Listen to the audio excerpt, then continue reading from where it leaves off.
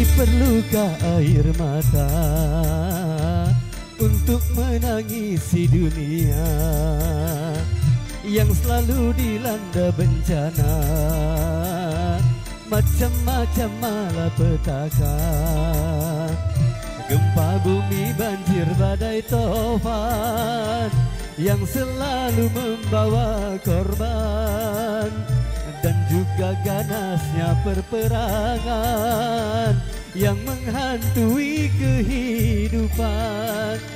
Seakan-akan di dunia tiada lagi keamanan. Seakan-akan di dunia tiada lagi ketentraman.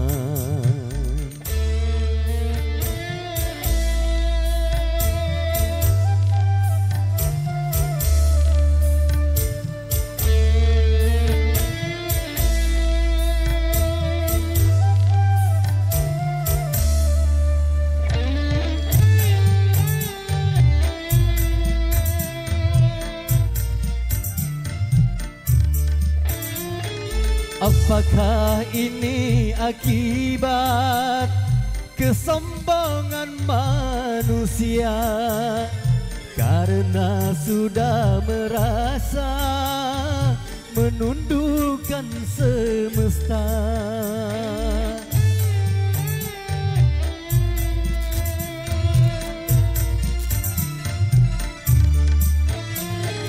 Agama cuma di lisan, tak lagi diamalkan.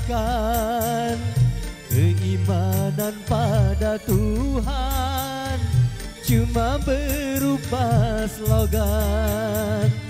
Masih perlukah air mata untuk menangisi dunia yang selalu dilanda bencana, macam-macam malapetaka, gempa bumi, banjir, badai, taufan yang selalu membawa korban, dan juga ganasnya perperangan yang menghantui kehidupan.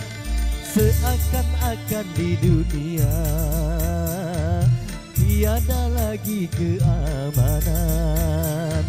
Seakan-akan di dunia tiada lagi ketentraman.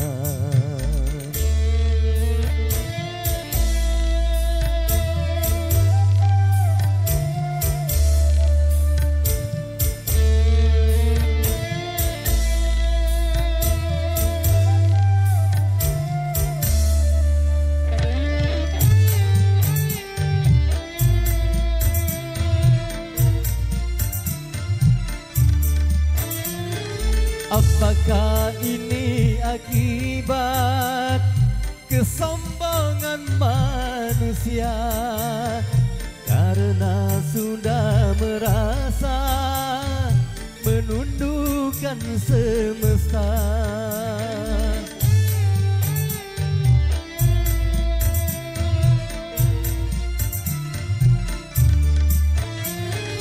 Agama cuma di lisan, tak lagi diamalkan. Keimanan pada Tuhan cuma berupa slogan. Masih perlukah air mata untuk menangisi dunia yang selalu dilanda bencana, macam-macam malapetaka, gempa bumi, banjir, badai, taufan yang selalu membawa korban, dan juga ganasnya perperangan yang menghantui kehidupan. Seakan-akan di dunia tiada lagi keamanan. Seakan-akan di dunia tiada lagi ketentraman.